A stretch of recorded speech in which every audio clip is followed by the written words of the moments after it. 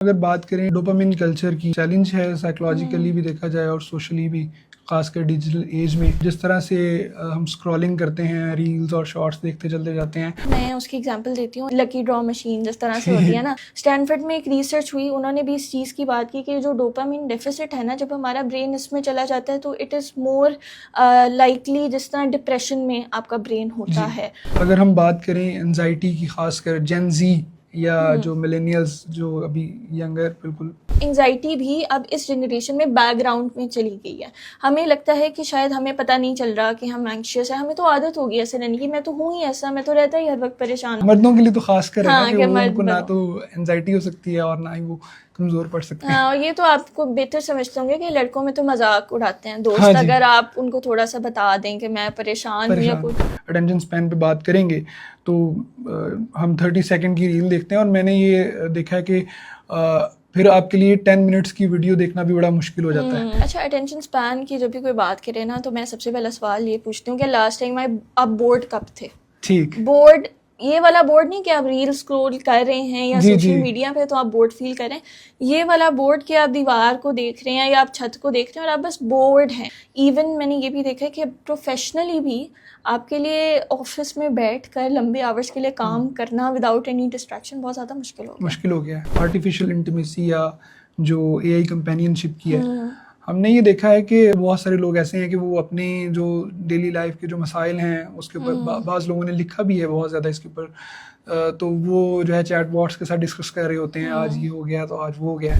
AI अब हम सबका साइकोलॉजिकली ये मसला है कि हमें वो बात पसंद है, जो वो बात सुननी पसंद है जो हम पसंद करते हैं कि हर बंदा हमसे एग्री करे। और सबसे अच्छी बात चैट जीपीटी या एआई की यही है कि आप उसको जो कहेंगे वो आपकी बात से एग्री करता है। सोशल मीडिया तो बहुत वास्ट है, वहाँ पर मुख्तलिफ स्टोरीज, आपको अमेरिका में बैठा बंदा जो है वो भी अपनी अचीवमेंट्स बता रहा है ऐसे। तो जब आप अपने आप को इस तरह से कंपेयर करेंगे और उसकी कोई लिमिट नहीं है। अच्छा, फेस्टिंगर ने जब ये थ्योरी दी 1954 में उसने दी, तब तो उस बेचारे ने सोचा भी नहीं होगा कि इंस्टाग्राम आएगा और इसकी वजह से कोई इस तरह के कंपैरिजन इश्यूज थे। उसने तो इतनी सी बात की थी कि इंसान अपने आप को इवैल्यूएट करता है as compared to the people जो उसके इर्द गिर्द होते हैं। वो देखता है कि मैं किधर स्टैंड कर रहा हूँ। उसकी बात कर रहे थे कंपैरिजन की, तो वैलिडेशन लेते हैं हम, ठीक है, एक्सटर्नल वैलिडेशन बहुत ज़्यादा है और उसमें भी सोशल मीडिया का ऑब्वियसली रोल तो है ना। अच्छा, एक्सटर्नल वैलिडेशन में ये वाली चीज़ है कि वो ज़्यादातर अब जिस तरह फॉर एग्जांपल 2014 में भी जाऊँ तो लोग स्टेटस लगाते थे, I cry in rain so no one can see my tears. अगर बात करें हम रिलेशनशिप के कॉन्टेक्स्ट में अनरियलिस्टिक एक्सपेक्टेशंस की, मिसाल के तौर पर कपल्स जो हैं वो बड़े आइडियल अपने आप को शो करते हैं और एक बेहतरीन ज़िंदगी गुजार रहे हैं बड़ी हंसी खुशी के साथ, और उसको कोई देख रहा है, कोई एक स्पाउस अगर देख रहा है तो वो देखता है कि अच्छा ये तो इस तरह की ज़िंदगी होती है, बटरफ्लाइज। शादी के बाद जब आप किसी के साथ भी रहते हैं, आपने 24 घंटे उस शख्स के साथ रहना है, और अगर आप उस 24 घंटे को उन 2 मिनट से कंपेयर करें जो आपने किसी की रील में देखा था, तो वो बड़ा अजीब सी चीज़ है, क्योंकि वो तो परफॉर्म कर रहे हैं। वो आपको भी पता है कि वो रील के लिए वो थोड़े से फिल्टर्स भी लगाएंगे, वो हो सकता है उससे पहले लड़के भी आए हों, लेकिन उनको पता है कि अब हमने रील बनानी है तो अभी हमें रील के लिए थोड़ा सा एक्ट करना है। क्या ये जो एक एनालिटिकल लूप है, ओवर थिंकिंग, बहुत ज़्यादा एक छोटी से छोटी चीज़ को बहुत ज़्यादा क्रिटिकली सोचना, तो इसको किस तरह से देखा जा सकता है? जो भी शख्स ओवर थिंकिंग करता है उस वक्त आपने अपने आप को ऊंचा सा कह दें या आहिस्ता से कह दें कि स्टॉप। फिजिकल एक्टिविटी आपकी लाइफ में कोई ना कोई होनी चाहिए। जब आप अपने फ़ोन से निकल के बाहर ज़रा दरख्तों की आवाज़ सुनते हैं, पत्तों की आवाज़ सुनते हैं, तो आप थोड़ा सा मज़ीद बेहतर भी फील करते हैं।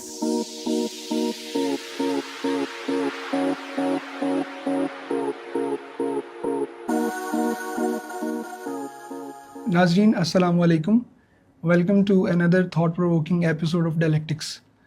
अगर हम मॉडर्न लाइफ की बात करें तो इसने बहुत सारे चैलेंजेस को जन्म दिया है, और मेंटल हेल्थ के कॉन्टेक्स्ट में बात करें तो डिजिटल जनरेशन को जिन चैलेंजेस का सामना है, बढ़ती हुई एंजाइटी और इसके अलावा जो रिलेशनशिप डायनामिक्स चेंज हो रहे हैं, फिर डोपामिन कल्चर है, तो इन तमाम मसाइल पर बात करने के लिए आज हमने दावत दी है माहिर नफ्सियात मलाइका मोहसिन को। आप मेंटल हेल्थ अवेयरनेस पे भी काम कर रही हैं और इसके अलावा सैंडबॉक्स की फाउंडर भी हैं। Welcome Malaika. Thank you so much. अच्छा मलाइका, सबसे पहले आपकी जर्नी के बारे में हम बात करते हैं कि आप को किस चीज़ ने मोटिवेट किया था कि आप जो है वो साइकोलॉजी की फील्ड में आई और इस प्रोफेशन को चूज़ किया, और फिर कौन सी ऐसी चीज़ है जो आपको अभी तक पैशनेट रखती है इसमें? अच्छा, उसकी वजह ये थी कि मैं जब खुद किसी चीज़ से गुजरी उससे पहले मुझसे जब भी कोई पूछता था कि क्या बनना है तो मैं कहा करती थी मैंने डॉक्टर बनना है, क्योंकि मेरे घर में सब डॉक्टर्स थे और I wouldn't give it a second thought. लेकिन जब मैं खुद किसी चीज़ से गुजरी तब मुझे अंदाज़ा हुआ कि इसके लिए एक स्पेसिफ़िक फ़ील्ड है, और जब फिर मैंने मेंटल हेल्थ में एफएसी में काम करना शुरू किया, सैंडबॉक्स बनाई, तो मुझे अंदाज़ा हुआ ये वो चीज़ है जो शायद मैं बोर हुए बगैर पूरी ज़िंदगी एज अ प्रोफेशन कर सकती हूँ। तो तब मैंने डिसाइड किया कि साइकोलॉजी में आना है, और अब तक जो तकरीबन 6 साल हो गए हैं सैंडबॉक्स को भी, और मुझे 5 साल हो गए हैं फील्ड में। तो जो चीज़ मुझे अभी तक मोटिवेटेड रखती है वो यही है कि जब भी मैं किसी को मुस्कुराता हुआ जाते हुए देखती हूँ अपने किसी भी सेशन से, या कोई भी कहता है कि डॉक्टर साहब आपसे सेशन लिया तो अब बेहतर महसूस हो रहा है, तो मेरे लिए मेरे ख्याल से वो जो खुशी होती है किसी की भी, वो मुझे लगता है कि हाँ ये सबसे अच्छा प्रोफेशन है जो मैं, क्योंकि शुरू से सबको पता था कि ये एक हमारी क्लास में लड़की है जिसको कोई भी मसला होगा तो हम इसको जाकर बता सकते हैं, तो मुझे ये नहीं पता था कि ये प्रोफेशन भी बन सकता है। अच्छा। तो सैंडबॉक्स के बारे में कुछ बताइए नाजरीन को। अच्छा, सैंडबॉक्स जो है वो एक मेंटल हेल्थ अवेयरनेस प्रोजेक्ट है जो कि 2020 में शुरू हुआ झंग में, और उसमें पहले तो हमने झंग से ही स्टार्ट लिया, क्योंकि जब मैंने अपने इर्द गिर्द देखा कि मुझे जब कुछ हुआ था तो इर्द गिर्द के लोगों को इतनी अवेयरनेस नहीं थी, और लोगों ने जब मेरे बारे में बातें की तो मुझे रियलाइज़ हुआ कि शायद मैं बीइंग अ वुमेन ये सब कुछ सुन लूँगी, लेकिन हो सकता है कि कोई और लड़की जो है उसके अंदर इतना स्टैमिना ना हो कि वो सुन सके, तो लोगों को यहाँ पर बहुत कुछ बताने की ज़रूरत है। So that is when I decided कि कुछ करना है, और फिर पता नहीं चला कि कब झंग से जो है वो सैंडबॉक्स एक नेशनल ऑर्गेनाइजेशन बन गई। अभी हमारे 100+ टीम मेंबर्स हैं फ्रॉम ऑल ओवर पाकिस्तान, उसमें साइकोलॉजिस्ट भी हैं और हर फील्ड से लोग हैं हमारे साथ जो भी ज़हनी सेहत के ऊपर काम करना चाहते हैं, और हम workshop, seminars, online session, support group सबके थ्रू कोशिश करते हैं कि जितना हमारे हिस्से की शम्मा जल सकती है हम वो जलाएं। ठीक, ज़बरदस्त।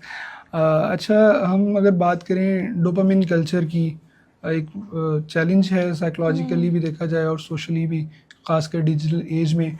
और जिस तरह से हम स्क्रॉलिंग करते हैं, रील्स और शॉर्ट्स देखते चलते जाते हैं, उससे जो एक हमें रिवॉर्ड मिलता है वो शॉर्ट टाइम पीरियड के लिए, उसका हमारा ओवरऑल हमारी पर्सनालिटी के ऊपर क्या इम्पैक्ट है? अच्छा, डोपामीन की मैं जब भी बात करती हूँ ना तो मैं उसकी एग्जांपल देती हूँ एक लकी ड्रॉ मशीन जिस तरह से होती है ना, उसका आप लेवर पुल करते हैं, आपको ये नहीं पता कि मैं जीतूंगा या हारूंगा, लेकिन फिर भी आप हर दफ़ा जाते हैं लकी ड्रॉ मशीन के ऊपर। सो साइकोलॉजी भी ये कहती है कि जो आपकी ये अनप्रिडिक्टेबलनेस है ना, ये असल में एडिक्टिव है। हर दफ़ा अब जब भी आप इंस्टाग्राम खोलते हैं ज़रूरी नहीं है कि हर दफ़ा आपको वो लाइक या फॉलो मिलेगा, फिर भी आप अगली दफ़ा जाते हैं, उसमें आपका ब्रेन वो डोपामीन हिट चाहता है, थोड़ा सा भी एक लाइक भी होगी या एक फॉलो भी होगा तो आपको वो डोपामीन हिट मिलता है। और उसका नुकसान ये हो रहा है कि हम लोग जो डेली लाइफ के स्ट्रेसर्स के साथ कोप करने की हमारी सेंसिटिविटी थी वो कम होती जा रही है वक्त के साथ साथ। स्टैनफोर्ड में एक रिसर्च हुई, उन्होंने भी इस चीज़ की बात की कि जो डोपामिन डेफिसिट है ना, जब हमारा ब्रेन इसमें चला जाता है तो इट इज़ मोर लाइकली जिस तरह डिप्रेशन में आपका ब्रेन होता है। सो इतने ज़्यादा बुरे असरात हैं। मेरे पास एक क्लाइंट थे, उन्होंने जब अपना बताया कि I have lost interest in daily life activities, मेरे अंदर एनर्जी नहीं होती, और फिर ऑफ कोर्स प्रोब करते करते जब मुझे पता चला कि उनका स्क्रीन टाइम 10 घंटे है दिन का। सो ऑफ कोर्स जब आप 10 आवर्स स्क्रॉल कर रहे हैं और रील्स देख रहे हैं तो रियल लाइफ में आपका नर्वस सिस्टम रेगुलेट नहीं कर पाएगा, तो आपके real life connections of course इसकी वजह से अफेक्ट होते हैं, और फिर आपकी क्रिएटिविटी, आप जिस तरह सोचते हैं, आपका अटेंशन स्पैन जिसकी हम आगे भी बात करेंगे, वो बहुत ज़्यादा अफेक्ट हुआ है सोशल मीडिया की वजह से। ठीक। और अगर हम बात करें एंजाइटी की, खासकर जेन जी या जो मिलेनियल्स जो अभी यंगर बिल्कुल हैं अभी, इनकी बात करें तो एक लो ग्रेड एंजाइटी जो है ये एक न्यू नॉर्मल बनती जा रही है। और इसके बारे में आपकी क्या राय है? क्या मतलब इसका डिजिटल हैबिट्स के साथ ताल्लुक है? अच्छा है, और आपने नॉर्मल का लफ्ज़ यूज़ किया, मैं नॉर्मल की जगह प्रेफर करूँगी हम इसको कॉमन कहें, क्योंकि ये नॉर्मल हमने बना दिया, नॉर्मल है नहीं। अच्छा। ये अब फॉर एग्जांपल हमें लगता है, अब जैसे हम यहाँ बैठे हैं इस वक्त हमें बहुत सारी बैकग्राउंड में आवाज़ें आ रही हैं, एसी की आवाज़ आ रही है, शायद बाहर किसी चिड़िया की आवाज़ आ रही हो। इसी तरह एंग्जाइटी भी अब इस जनरेशन में बैकग्राउंड में चली गई है। हमें लगता है कि शायद हमें पता नहीं चल रहा कि हम एंग्शियस है, हमें तो आदत हो गई ऐसे रहने की, मैं तो हूँ ही ऐसा, मैं तो रहता ही हर वक्त परेशान हूँ, लेकिन असल में अच्छा अब अगर हम एग्जांपल लें, हमारा जो ब्रेन का स्ट्रेस रेगुलेशन सिस्टम है किसी फायर अलार्म की तरह है, उसका काम है कि जब आग भड़केगी तो उसने अलार्म बजाना है। लेकिन क्योंकि हम हर वक्त अंडर स्ट्रेस है तो हर थोड़ी थोड़ी देर बाद वो अलार्म थोड़ा थोड़ा बजता रहता है। सो हमारे लिए वो नॉर्मल हो गया, लेकिन हमारा ब्रेन जो है ऑफ कोर्स वो under high stress all the time रहता है।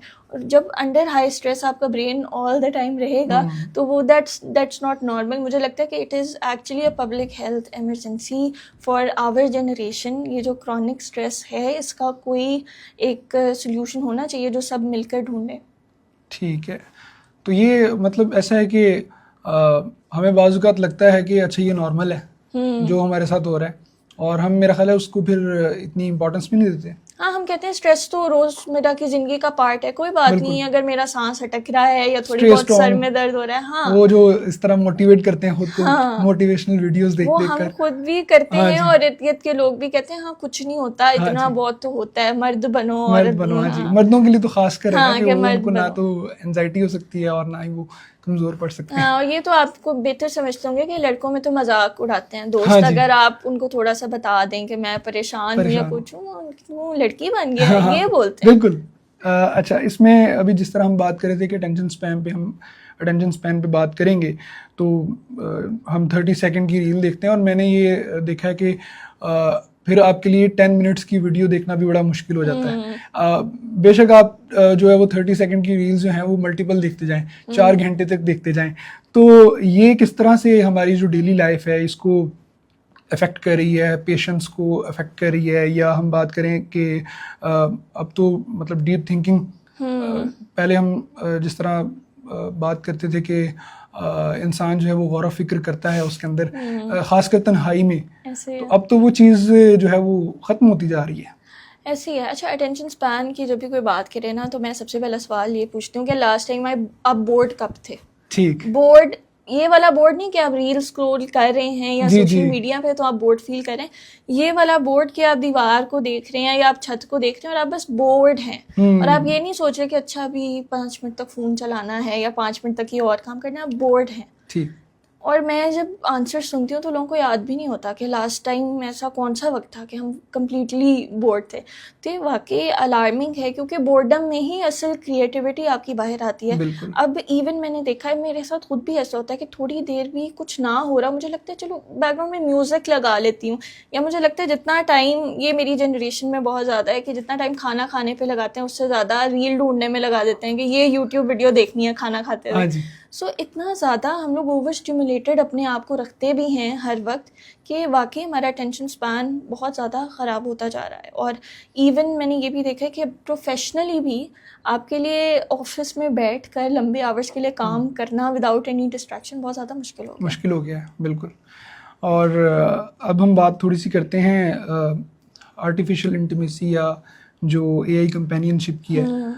हमने ये देखा है कि ख़ासकर जिस तरह AI चैटबॉट्स जब आते हैं तो एक ख़ास जनरेशन जिसकी हम बात कर रहे हैं, एक तो वो ह्यूमन जो कनेक्शंस हैं वो उस तरह लगता है कि वीक अब हो गए हैं। वैसे तो ग्लोबलाइजेशन ने, सोशल मीडिया ने जिस तरह कनेक्ट कर दिया है, लेकिन इसके बावजूद हम देखते हैं कि वो उस तरह कनेक्टेड नहीं है रियलिटी में। तो अगर इसकी हम बात करें तो बहुत सारे लोग ऐसे हैं कि वो अपने जो डेली लाइफ के जो मसाइल हैं उसके ऊपर बाज़ लोगों ने लिखा भी है बहुत ज़्यादा इसके ऊपर, तो वो जो है चैट बॉट्स के साथ डिस्कस कर रहे होते हैं, आज ये हो गया तो आज वो हो गया। तो ये चीज़ जो है ये तो सोसाइटी में अगर बात करें तो उसने एक बंदे ने जो है वहाँ पे डेली लाइफ पे में इंटरेक्शन करना है तो उसके लिए किस हद तक मुश्किल हो जाएगा, वो कैसे मैनेज करेगा? वो तो सोशली अपना आपको देखा जाए तो अगर हुजूम में भी है तो फिर भी आइसोलेट कर लिया उसने आप। अच्छा, रिसेंटली ऐसे बहुत से केसेस आए कि people seeked help as a psychologist from AI और सुसाइड केसेस थे क्योंकि AI, अब हम सबका साइकोलॉजिकली ये मसला है कि हमें वो बात पसंद है, जो वो बात सुननी पसंद है जो हम पसंद करते हैं कि हर बंदा हमसे एग्री करे। और सबसे अच्छी बात चैट जीपीटी या एआई की यही है कि आप उसको जो कहेंगे वो आपकी बात से एग्री करता है। आप उसको बताएंगे मैं चोरी करके आया हूँ, मैं बैंक लूट के आया हूँ, मैंने अपनी वाइफ पे चीट किया, वो कहेगा कोई बात नहीं, मैं समझ सकता हूँ, आपकी कोई मजबूरी रही होगी। सो एआई की ये वाली चीज़ है जिसकी वजह से लोग बहुत ज़्यादा एडिक्टेड हो गए। अब ह्यूमन कनेक्शन के अंदर आपको एफर्ट डालनी पड़ती है। फॉर एग्जाम्पल कोई कपल है, उसको एफर्ट डालनी पड़ेगी कि अच्छा नहीं चलो उसका कोई बुरा दिन गुजर है तो मैं घर का काम कर लूँ, या अगर उसका कोई अच्छा दिन है तो चलो मैं थोड़ी सी एफर्ट डाल लेता हूँ। एआई के साथ तो आपको एफर्ट ही नहीं डालनी पड़ेगी जो ह्यूमन कनेक्शन में ज़रूरी है। एआई आपका दोस्त नहीं है, वो सिर्फ वो इन्फॉर्मेशन आपसे चाहता है जो आप अपनी ज़िंदगी की उसको दे रहे हैं, और डेफिनेटली वो उसको आगे सेल आउट करता है। फिर लोग इसमें ये कहते हैं कि मेरी ज़िंदगी तो इतनी इंपॉर्टेंट नहीं है, सेल करना है तो कर दे एआई, मैं क्या ही कर सकता हूँ। But you actually have no idea how dangerous this is. एक तो इसमें देखें ना, वही बात है कि अब मैं और आप किसी एक बात पर जो है वो इख्तलाफ कर सकते हैं, एआई तो आपसे इख्तलाफ करते ही नहीं जो आप बात कर रही हैं ना। हाँ जी, इसमें एक बहुत फेमस मुजम्मिल जो है उनकी पॉडकास्ट में भी मैंने रिसेंटली, और ये मैं हर जगह डिस्कस भी करती हूँ, कि एक शख्स ने कहा कि मेरी आज जॉब चली गई और मैं बड़ा उदास हूँ और सारा कुछ है। उसने चैट जीपीटी को बताया, उसने कहा ठीक है कोई मसला नहीं है। वो अगला सवाल उसने पूछा कि what is the tallest building in London, और चैट जीपीटी ने उसको बता दिया। अब वो जाता वहाँ से सुसाइड भी जाकर कर सकता था। तो AI wouldn't care like a human would. जैसे आपका दोस्त आपके लिए केयर करेगा, अच्छा भाई ठीक है छलांग नहीं लगानी, अब हम किसी प्रोफेशनल हेल्प की तरफ जाते हैं, एआई को तो फर्क नहीं पड़ता। सो AI is actually not your friend. बिल्कुल ठीक है। और कंपैरिजन ट्रैप की अगर हम बात करें, जिस तरह से वो जो लियोन फेस्टिंगर की एक सोशल कंपैरिजन थ्योरी है, तो वो ये कहते हैं कि इंसान जो है उसको अपनी सेल्फ वर्थ का अंदाज़ा उस वक्त होता है कि जब वो अपने आप को कंपेयर करता है दूसरों के साथ, एवेलुएट करता है वो इसी पे। और हमने देखा कि डिजिटल एज से पहले बड़ा लिमिटेड सर्कल होता था। हम अगर कंपैरिजन भी करते थे तो वो पीयर ग्रुप्स के साथ ही कंपैरिजन करते थे जो हमारे साथ हैं, आसपास लोग हैं। तो सोशल मीडिया तो बहुत वास्ट है, वहाँ पर मुख्तलिफ स्टोरीज आपको, अमेरिका में बैठा बंदा जो है वो भी अपनी अचीवमेंट्स बता रहा है। ऐसे तो जब आप अपने आप को इस तरह से कंपेयर करेंगे और उसकी कोई लिमिट नहीं है, तो उसका तो ऑब्वियसली आपकी पर्सनैलिटी, आपकी सेल्फ इस्टीम के ऊपर, आपकी कॉन्फिडेंस के ऊपर, आपकी डिग्निटी के ऊपर बहुत गहरा असर पड़ता होगा।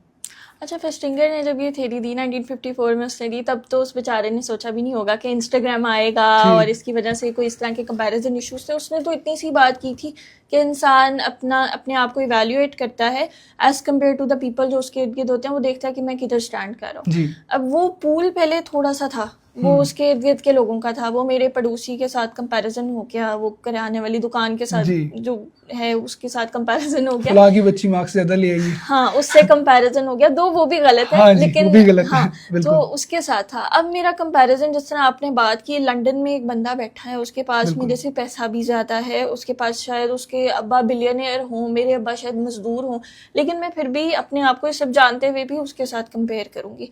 और ये सिर्फ मसला सेलिब्रिटीज के साथ कंपेयर करने में नहीं है। अगर मेरे साथ वाले घर में जो शबाना रहती है, सही है, वो भी इंस्टाग्राम के ऊपर अगर अपनी दिन का 20 मिनट दिखा रही है, तो मैं सोचूंगी यार ये तो मेरे पड़ोस में रहती है, मेरे मुल्क की भी है, इसके पास तो पैसा भी मेरे जितना, फिर इसकी लाइफ क्यों मेरे से इतनी ज्यादा अच्छी है। सो कंपेयर तो आप आम बंदे से भी कर रहे हैं, सेलिब्रिटी से भी कर रहे हैं, और कॉन्स्टेंटली ये आपकी एक एक चीज में चल रहा है। मैंने कपड़े कैसे पहनने हैं, स्पेशली फॉर गर्ल्स, वो फलाने जो पहने थे उससे बेहतर पहनने हैं। एक और मसला आजकल आ गया आउटफिट रिपीट करने वाला।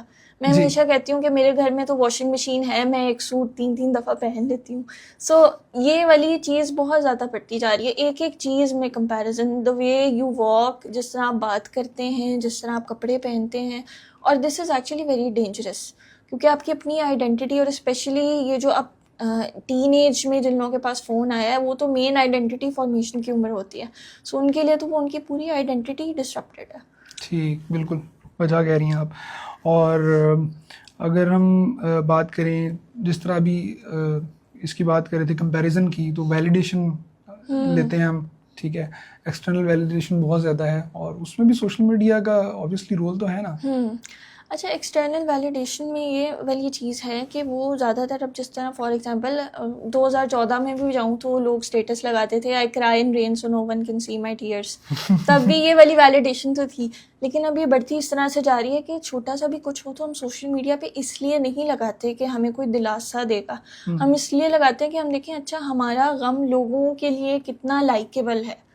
सो आई हैव नोटिस दिस कि एक थ्योरी भी थी ब्राउन की, उन्होंने एक रिसर्च की, उसमें उन्होंने कहा कि असल वर्नेबिलिटी ये नहीं है कि आप इतने सारे लोगों में जाके जो आप फील कर रहे हैं वो जाके ओवर शेयर करें, बल्कि असल में वो है कि वो आप एक शख्स से भी बात करें तो वो चीज़ें आपके लिए बेहतर हो जाए उसके बाद। इसमें काउंसलिंग तो कोई नहीं हो रही ना आपकी, अगर आपने अपनी ज़ात जो है वो सारी सोशल मीडिया पे लाके। मैं अक्सर देखता हूँ कुछ ऐसे इन्फ्लुएंसर्स हैं अब अपने हार्श ट्रॉमास जो बहुत ज़्यादा बुरे एक्सपीरियंस से गुजरे हैं, चलें वो एक या दो दफ़ा होता है कि आप लोगों को अवेयरनेस के लिए बता दें, लेकिन उनका कंटेंट ही इसी चीज़ के ऊपर बेस करता है कि अच्छा अब मेरे साथ ये हुआ था, तो वो पूरी एक स्टोरी टेलिंग है। तो ये तो बहुत खतरनाक चीज़ है फिर अगर देखा जाए। ऐसा ही है, आप कॉन्स्टेंटली उस चीज़ को अपनी पर्सनालिटी बना लेते हैं और people are just there for the tea, जो कि हमारी जेनजी की ज़बान में टी का लफ्ज़ इस्तेमाल करते हैं, हम गॉसिप के लिए हैं।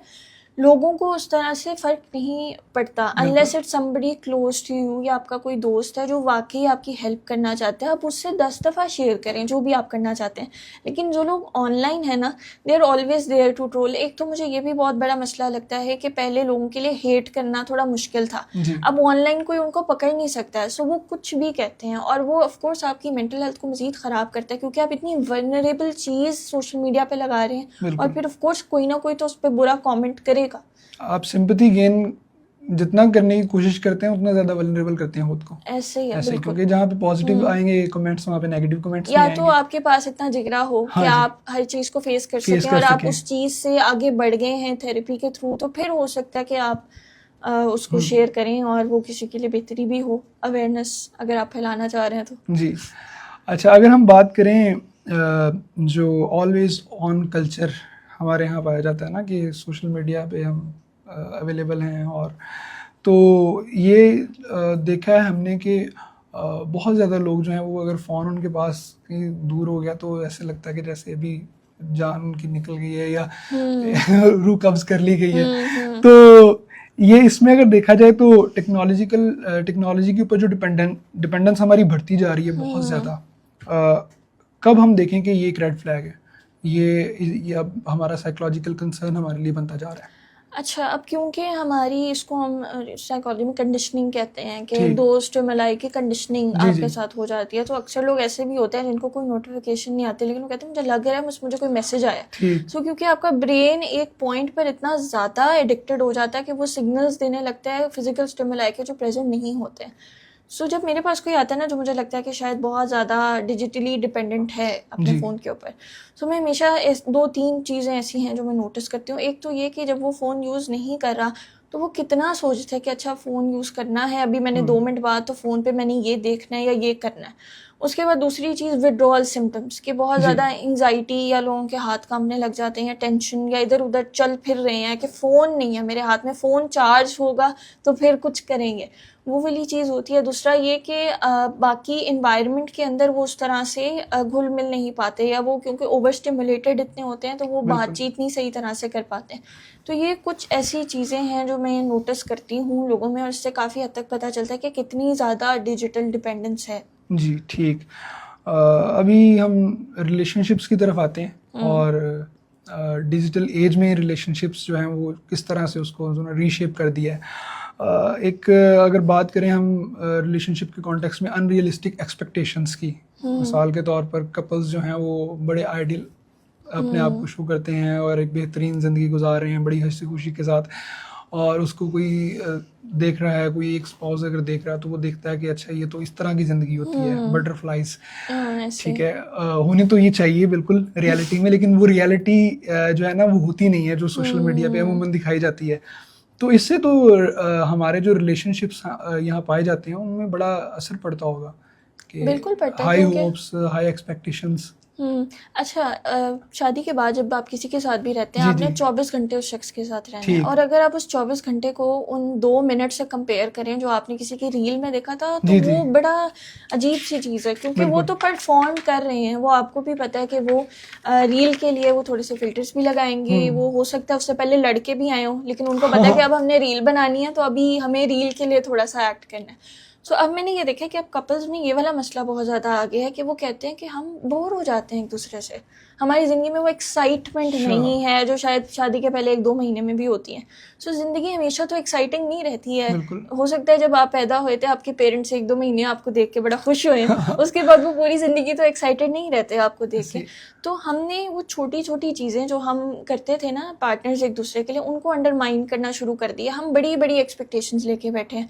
वो ज़िंदगी गुजारे का एक डायलॉग बड़ा फेमस है, एक चाय का कप था, उसने मेरे हाथ पे गिरने से बचा लिया, तो पहली दफ़ा ज़िंदगी में कोई मेरी शील्ड बना। तो एक टाइम था कि इतनी छोटी छोटी चीज़ों को हम रिकग्नाइज करते थे और हम कहते थे हमारा पार्टनर जो है उसने थोड़ी सी भी इतनी चीज़ की है, सुबह उठ के चाय बना दी है। लेकिन वक्त के साथ क्या हुआ है कि हमने अपनी एक्सपेक्टेशंस देख देख के इतनी बड़ी बना ली हैं कि वो एक आजकल बड़ा मशहूर हुआ था, इतने बड़े ट्रक पे एक बुके आया था कोई 5,000 फ्लावर्स का।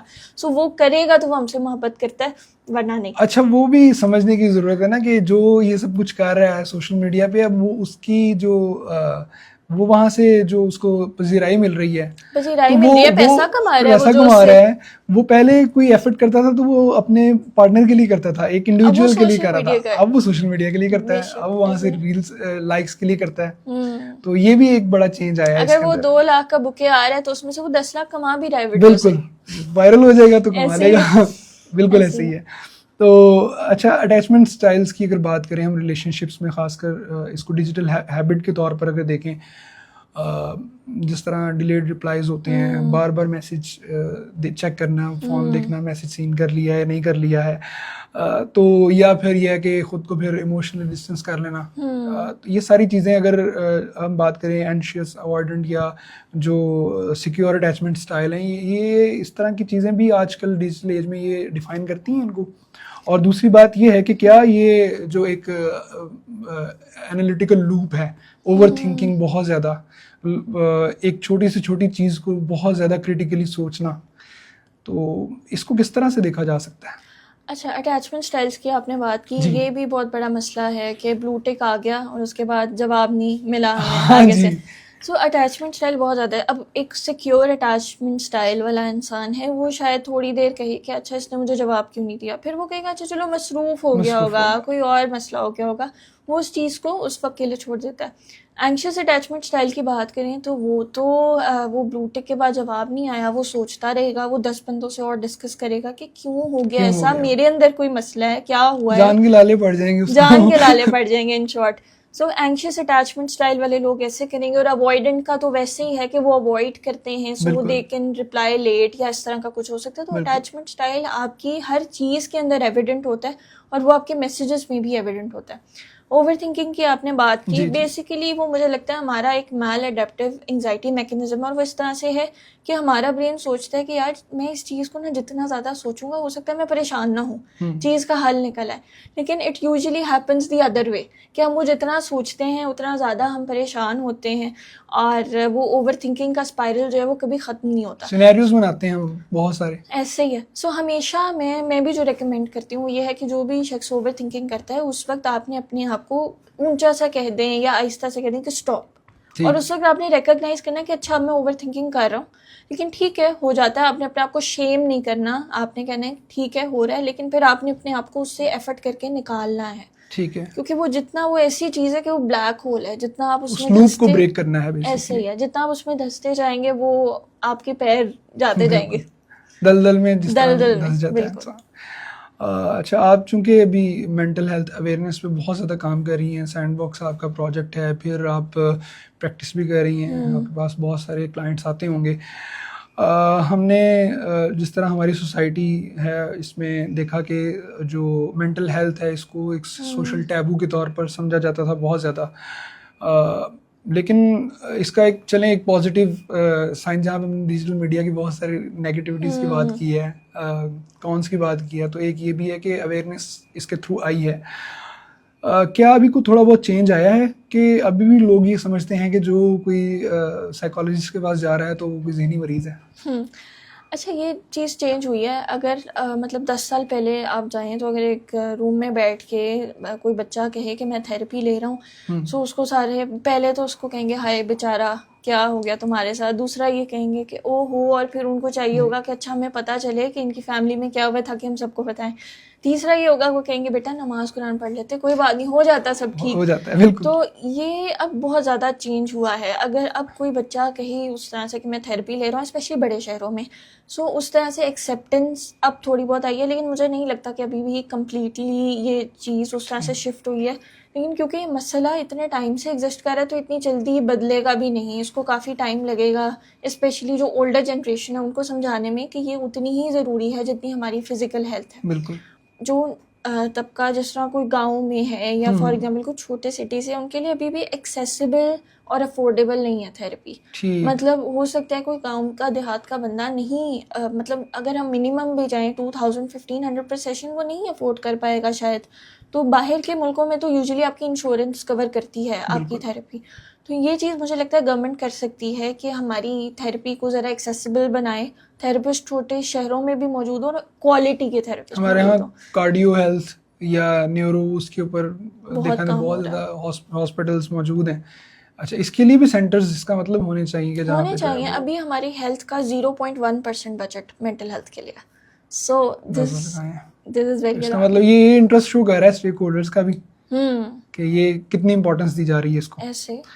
अच्छा, आप चूंकि शायरा हैं और आपका शेरी मजमुआ भी है, और हम अगर बात करें साइकोलॉजिस्ट के पास अक्सर जाएं तो वो ये कहते हैं कि अच्छा, ख़ासकर हार्ट ब्रेक के सीन में कि आपने पोइट्री नहीं सुननी, आप पढ़नी है या सुननी है, आपने सैड म्यूज़िक नहीं सुनना, क्योंकि इससे इंसान जो है वो ज़्यादा वल्नरेबल हो जाता है, हीलिंग का प्रोसेस नहीं होता। तो आप अब देखें कि एक माहिर नफ्सियात भी हैं, शायरा भी हैं, तो इसको किस तरह आप देखते हैं? क्या वाकई ऐसा है या ये एक कैथारसिस भी हो सकता है, आप अपने इमोशंस को एक्सप्रेस कर सकते हैं इसके थ्रू? अच्छा, ये आपने मेरी दोनों पर्सनालिटीज शेयर की है ना, माहिर नफ्सियात वाली भी और दूसरी भी।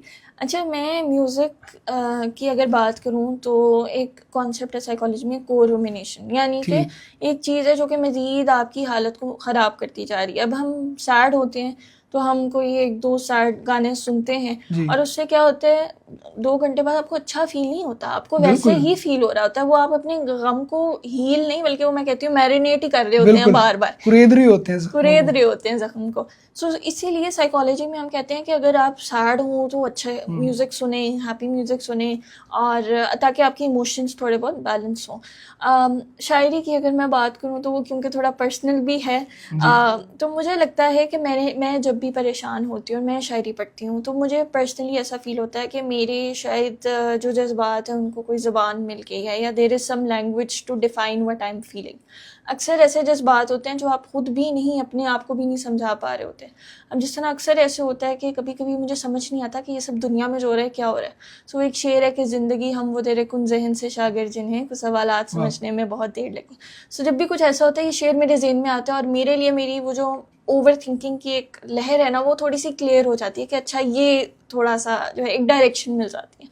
लेकिन अगेन शायरों में आपने देखा होगा सुसाइड रेट भी बहुत ज़्यादा होता है। अगर आप हर वक्त अपने आप को उस माहौल में रखेंगे, गमगीन माहौल के अंदर, तो आपके ऊपर उसका बहुत ज़्यादा इफेक्ट होता है। सो वो फिर आपको खुद बैलेंस ढूंढना पड़ता है कि मुझे बहुत सारे लोगों ने कहा कि तुम शायरी पढ़ना छोड़ दो वरना तुम उदास रहोगी। मैंने कहा ये तो एक ऐसी चीज़ है जो मैं नहीं छोड़ सकती। बल्कि मुझे याद नहीं आ रहा, नाम नहीं याद आ रहा, वो किसी ने कहा था कि इंसान की अगर बात की जाए ना तो उसके लिए इससे ज़्यादा अजियत ना कोई चीज़ नहीं हो सकती कि अगर वो अपने अंदर का जो गम है उसको छुपा के बैठा रहे। ऐसे ही तो अब हम वो लोग हैं, चलें, जो जिनका लिखने पढ़ने से थोड़ा बहुत ताल्लुक़ है तो हम लिख लेते हैं, कैथारसिस हो जाता है। जो लोग इस फील्ड से नहीं हैं या जिनको थोड़ा बहुत इससे शगफ नहीं है, तो वो अपनी ज़ात की हद तक, कहा जाता है, मेरा ख्याल है आप भी शायद रेकमेंड करते हो कि डायरी वगैरह लिखें। डायरी लिखें, ये राइटिंग थेरेपी प्रॉपर होती है उसके अंदर। बल्कि मैंने जब खुद भी थेरेपी ली थी, मैं हमेशा बताती हूँ, तो मेरी थेरेपिस्ट ने कहा था कि तुम एक पेपर लो, उस पर लिखो, गंदी मंदी राइटिंग में लिखो, उसको पढ़ना नहीं है दोबारा, और उसको जो फाड़ के फेंक दो, जलाना है जला दो, लेकिन let it out of yourself. So वो यही बात है कि जब आप शायरी भी लिखते हैं तो वो आपके जज्बात बाहर आ जाते हैं, उनको एक नाम मिल जाता है और वो एक फॉर्म ऑफ कैथारसिस है। लेकिन वही बात है, हर चीज़ की एक्सट्रीम जो है वो बहुत बुरी होती है। बिल्कुल बहुत बुरी होती है। चलें, आप कुछ सुना भी दें अगर आप अच्छा सुनाना चाहें अपनी शायरी। एक नज़्म सुना देती हूँ। जी, सादी सी है, वो थोड़ी समझ भी आ जाएगी सबको। ज़रूर। कोई गीत लिखूँ एहसास लिखूँ, कोई गीत लिखूँ एहसास लिखूँ, दिल की मैं कोई बात लिखूँ, कोई गज़ल लिखूँ अशार लिखूँ, या झूठा कोई एहसास लिखूँ। मैं तुझको दूँ निस्बत रांझे की, मैं खुद को हीर से आल लिखूं, वाह मेरी पहचान नहीं है और कोई, मोहब्बत को अपनी ज़ात लिखूं, वाह फिर बनाऊं घर पहाड़ों पे, तख्ती पर तेरा नाम लिखूं, वाह क्या बात करूं अब अपनी मैं खुद को बस बर्बाद लिखूं, फिर बात आए जब तेरी तो मैं तुझको कुल कायनात लिखूं, वाह, खुद को कहलाऊं सोनी और मैं तुझको महीवाल लिखूं, क्या बात है। अब क्या है कहना आखिर में, मैं बस अपने जज्बात लिखूं, वाह, मैं बहुत तुझको दूँ बहुत निस्बत रांझे की, मैं खुद को हीर से आल लिखूं। बहुत खूब, बहुत खूब। अच्छा, रैपिड फायर की तरफ आते हैं हम, और मैं चलिए आपसे पूछता हूँ कि what is the most misunderstood human emotion? मुझे उसमें लगता है रोना। अच्छा। रोने को हम हर दफ़ा कहते हैं कि तुम कमज़ोर हो, अगर तुम रो रहे हाँ हो जी। तुम बहुत सेंसिटिव हो। मुझे लगता है रोने से ज़्यादा इम्पॉर्टेंट इमोशन कोई नहीं है। जब तक वो आप रोएंगे नहीं, वो बाहर नहीं आएगा सारा कुछ, तो फिर वो आप अपने अंदर, वो है ना, ये तुम जो इतना मुस्कुरा रहे हो क्या गम है, क्या जिस गम बन है। जाएंगे जहर पीते पीते, ये जो पीते जा रहे हो, वाह। तो वो जहर बन जाता है आपके अंदर। तो इसलिए मुझे लगता है कि रोना बहुत इंपॉर्टेंट इमोशन है, और इसको बिल्कुल नहीं कहना चाहिए कि अगर कोई रो रहा है तो शायद वो वीक है। बिल्कुल। अच्छा, अगर हम बात करें कोई स्ट्रेसफुल डे है हमारा, तो उसके लिए बेस्ट एंटीडोट क्या होगा? एक खामोशी से वॉक की जाए, या डीप कन्वर्सेशन की जाए किसी के साथ, या एक चाय का कप हो? ये आप मेरे लिए पूछ रहे हैं, ये ओवरऑल? ये आप बताइए, आप क्या समझते हैं? और ओवरऑल तो हर एक की अपनी चॉइस हाँ, भी हो वो सकती है। मुझे लगता है कि ये तीनों चीज़ें बहुत अच्छी हैं हर ठीक। किसी के लिए। अब जिस तरह मेरे लिए, मुझे कॉफ़ी बहुत पसंद है और मेरी आदत है कि मैं अकेले जाके कॉफ़ी बहुत शौक से पीती हूँ। ठीक। और मैं, एक कोट भी थी कि please don't give me your company unless you disturb my solitude. So वो ये वाली चीज़ है कि अगर कोई डीप कॉन्वर्सेशन हो जाए और कोई वाकई अच्छा इंसान हो बोलने जी। वाला, तो वो तो फिर जो है सोने पे सुहागा वाली बिल्कुल। बात है। सो मुझे लगता है कि it depends a lot on person to person, लेकिन ये तीनों चीज़ें ऐसी हैं। और वॉक तो हम वैसे भी रिकमेंड करते हैं, फिजिकल एक्टिविटी आपकी लाइफ में कोई ना कोई होनी चाहिए। जब आप अपने फ़ोन से निकल के बाहर ज़रा दरख्तों की आवाज़ सुनते हैं, बिल्कुल। पत्तों की आवाज़ सुनते हैं, तो आप थोड़ा सा मज़ीद बेहतर भी फील करते हैं। ठीक। और जिस तरह आप जंग से बिलोंग करती हैं, आपके रूट्स वहाँ से हैं, लाहौर भी आया आपको एक अरसा हो गया है, तो वो कहा जाता है, जिस तरह पितरस ने कहा था कि लाहौर के कांटे का इलाज नहीं, आपसे पूछा जाए कि जंग और लाहौर, इसमें से कौन सा शहर आपका फेवरेट है? अच्छा, फेवरेट मेरे लिए हमेशा जंग ही रहेगा। उसकी अच्छा। वजह यह है कि जब मैं लाहौर में होती हूँ तो मुझे लगता है कि मैं ज़रा परफॉर्मेटिव हूँ और बंदा परफॉर्म कर रहा होता है अपने इर्द गिर्द, दोस्तों में भी और सारा कुछ। जंग जाती हूँ तो ऐसा लगता है ये कंफर्ट है, और जंग से हमेशा अपने शहर के लोग प्यार भी इतना देते जी हैं, जी। और ऑफ कोर्स पेरेंट्स भी वहाँ पे। तो मेरे लिए जंग जो है वो हमेशा दिल के नंबर करीब 1 पे रहेगा। होगा। हाँ। ठीक। आपका फेवरेट पोइट? फेवरेट पोइट मेरी परवीन शाकिर है। वाह, और क्या उसकी बात एक है। बहुत बड़ी वजह है, वो ये है कि एक तो कॉलेज में मेरे एक उस्ताद थे, उन्होंने मुझे कहा था आप मुस्तकबिल की परवीन शाकिर बनेंगी।